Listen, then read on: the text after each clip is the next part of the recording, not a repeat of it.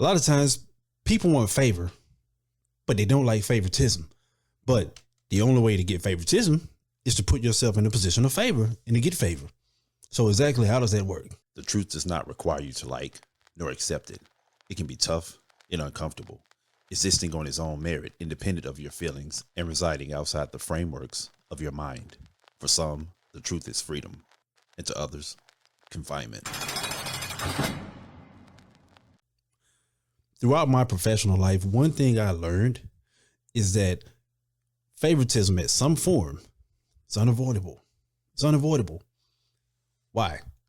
Because people that put themselves in better position of favor get favoritism. Now, sometimes favoritism can be based solely on, this is my nephew, this is my niece, this is my cousin, this is my friend. But a lot of times what we don't pay attention to is the little things that people do to separate themselves. So there's a saying in sports that hard work beats talent when talent doesn't work hard. Look at the professional field.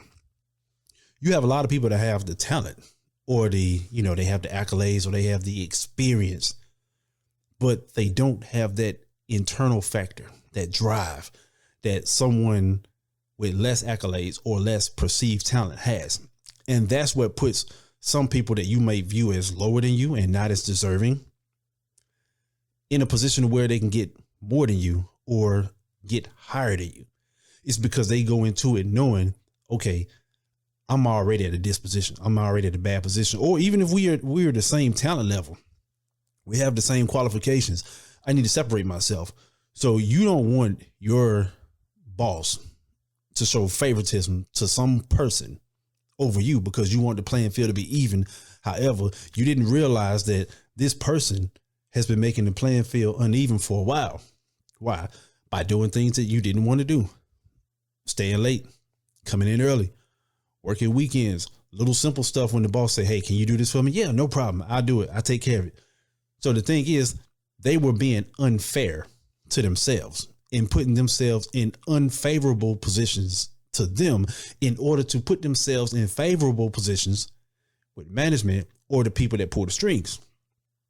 That's how that works. So when people look at favoritism, the first thing that says it's not fair. It's not fair. Well, what's not fair is if I've been doing all this extra stuff and doing the things that the boss asked me to do and even some things that they didn't ask me to do, but I've been doing this to put myself in a better position and then have them pick you after not doing none of the other stuff. That would technically be unfair, especially if we have the same qualifications. Now, if we don't have the same qualifications, it's one of those things. But I can tell you from a management position and being around supervisors and being at those tables when decisions have been made, we lean heavily on the people that makes life easier for us. The people that are willing to go out there on a Saturday when technically we probably should, but we don't want to. The people that will stay late so that we can leave early or so that we can have company or to help. Let's say if somebody stays late with me, now something that would have taken me an extra 3 hours after shift only takes me an hour and a half. So I can get home a little quicker than I would have. Right? Cool. That's what we're looking at when we make these decisions. I've said it. People aren't going to tell you that because from a human resources standpoint, you can't always say, you can't let everybody in on operations and how you think. But I can tell you from sitting at those tables, this is what goes on.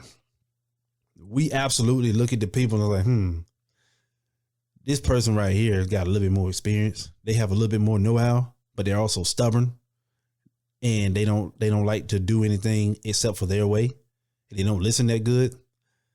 I'm gonna go with this person over here because I can teach them. Like, you give me a little bit of time with them and they'll be just as good as that other person because I know they're going to listen. They're going to put in the work. I know they're going to do what I ask them to do. I know they're going to do things that need to be done that I might not ask them to do, and some things I probably shouldn't have to ask them to do. They're just going to do it because they take initiative. And supervisors and management, we love initiative. We love initiative. It's a lot of people out there that say things like, I don't want to be micromanaged. I don't want to have a manager sitting over my shoulder all day. I don't want nobody always telling me what I need to be doing. But yet and still, we always have to tell you what you need to be doing because you don't take initiative. Right. We want people that understand that when we're not watching, we're still watching and the rules still apply. So if you're one of those people that when your boss isn't around, you don't want to do things the way you're supposed to do it, or you don't hold yourself to a standard like other people do. Let's say if it's break time, you know your break is 15 minutes. And because the boss isn't around, you want to take 25 or 30 and you see these other people getting up, or especially this other person getting up like they're supposed to and going back to their work area or whatever else. People talk. And in management, we see things and we don't always tell you what we see. We don't always tell you what we hear, but people talk. And you don't think for 1 second that that person that's doing that might not be putting a buzz in the ear of the people that need to hear it and say, hey, they doing this, they doing that. They're going to go out their way. Even if they don't tell them directly, they're going to go out their way to make sure I'm sitting at my desk. I'm watching people walk back from the break area. I'm counting people. I just get up, walk past the work area. I'm looking, seeing who's where. I'm standing way off in the cut. They can't see me. I'm paying attention to who's coming back on time and who's not. And here it is. Your best worker from a technical standpoint, from a skill level, is the most hard-headed. So when you're talking about favor, you have to put yourself in favorable positions. You have to do things to make you get noticed, because sometimes your hard work isn't enough. Sometimes your hard work isn't enough because your hard work may only be hard work to you. Do you know how many people make it to the NBA or the NFL and think that they're putting in hard work by going to practice and they think they're giving 100%? They think that they're working hard. Then they find out that their hard work isn't on the same level as somebody else's hard work. It's like, whoa. Now, I thought I had work ethic. That's work ethic. And then they'll say things like, well, he crazy. I ain't doing all that. I'm not going to stay after practice for a whole hour. And okay, so your hard work has a limit. His doesn't. Now he's starting and you're not, but you were drafted higher than him, or you were a bigger talent coming out of high school. You let this man outwork you. It wasn't that he was better than you. He found favor by putting himself in a favorable position and by doing things that would get him favor in the eyes of the people that mattered. So that's what you have to focus on. And that's what you have to think about when you're out there. Hey, start doing the little work, doing the things that's going to help you climb, doing the things that's going to help you climb, doing the things that's going to help you get noticed, and stop sitting back thinking that your resume speaks for itself. Your resume doesn't always speak for itself, especially when it's being put up against other resumes that are just as impressive as yours, if not better. And here's what you don't know a lot of times. You don't always know what we know or how we evaluate talent. And you might think you're better than people that we don't think you're better than, because we're judging across, like I said, different metrics.